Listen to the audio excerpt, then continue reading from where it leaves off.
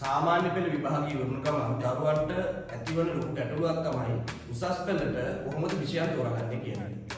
කලා, විද්‍යා, තාක්ෂණ වේදේ නැත්නම් වාණිජ්‍ය අංශ වලින් ඔයාලා උසස් පෙළ හැදෑරීමට බලාපොරොත්තු වෙනවා නම් මේ වීඩියෝ එක ඔයාලට වැදගත් වෙයි. කෘෂි විද්‍යාව කියන විෂය කොහොමද විවිධ විෂය ධාරා යටතේ හදාරන්න පුළුවන් කියලා. සයන්ස් විෂය ධාරාව යටතේ ඇග්‍රි ක්‍රීමට බලාපොරොත්තු වෙනවා නම් පුතේ ඔයාලට ෆිසික්ස් වෙනුවට ඇග්‍රි තමයි තෝරගන්න තියෙන්නේ. ඔයාලට බයෝ කියන විෂය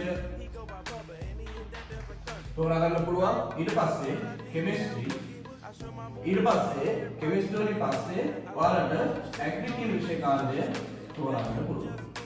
මේකෙදි පුතේ මේ ඇග්‍රි කියන එක ෆිසික්ස් වෙනුවට තමයි ඔයාලා තෝරගන්නේ. එක්ක ෆිසික්ස් කරන්න පුළුවන් නැත්නම් ඇග්‍රි කරන්න පුළුවන්. තාක්ෂණ වේදයේ විෂය ධාරාව යටතේ කෘෂි විද්‍යාව හැදෑරීමේදී පුතේ තාක්ෂණ වේදයේ විෂය ධාරාව ප්‍රධාන විදිහට කොටස් දෙකකට බෙදලා තියෙනවා. එකක් තමයි BSc කියලා නැත්නම් ජෛව පද්ධති තාක්ෂණ වේදයේ තියෙනවා.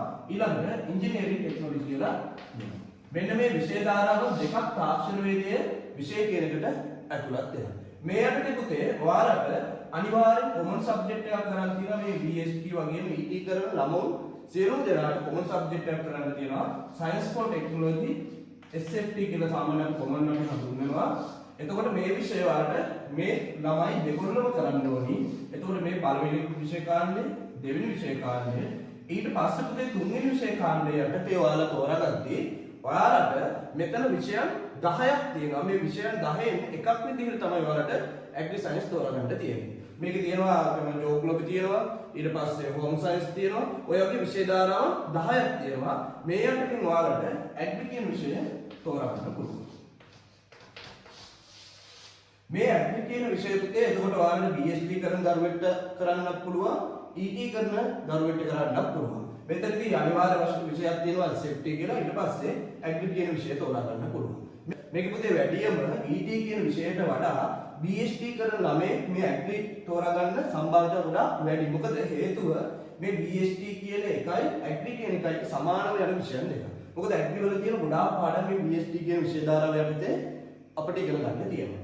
පුතේ ඔයාලට කලා විෂය ධාරාව යටතේ මේ ඇග්‍රි කියන විෂය හදාරන්න පුළුවන්.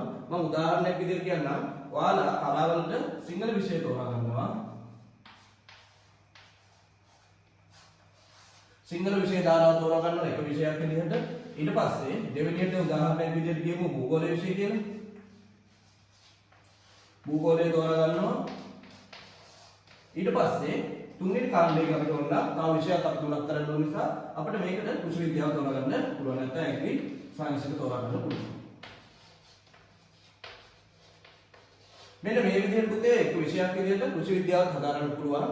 ඊළඟට පුතේ මම ඔයාලට කිව්වා වාණිජ්‍ය විෂය ධාරාව යටතේනොත් හදාගන්න පුළුවන් කියලා. හැබැයි ගොඩාක් දුරට වාණිජ්‍ය විෂය ධාරාවත් එක්ක හදාගන්න පුතේ ඒක ගැළපීමක් නැහැ. මොකද මේ විෂයන් එකිනෙකට සම්බන්ධතාවයක් නැති හින්දා ඒක ගොඩක් තෝරගන්න එපා කියලා මම කියන්නේ.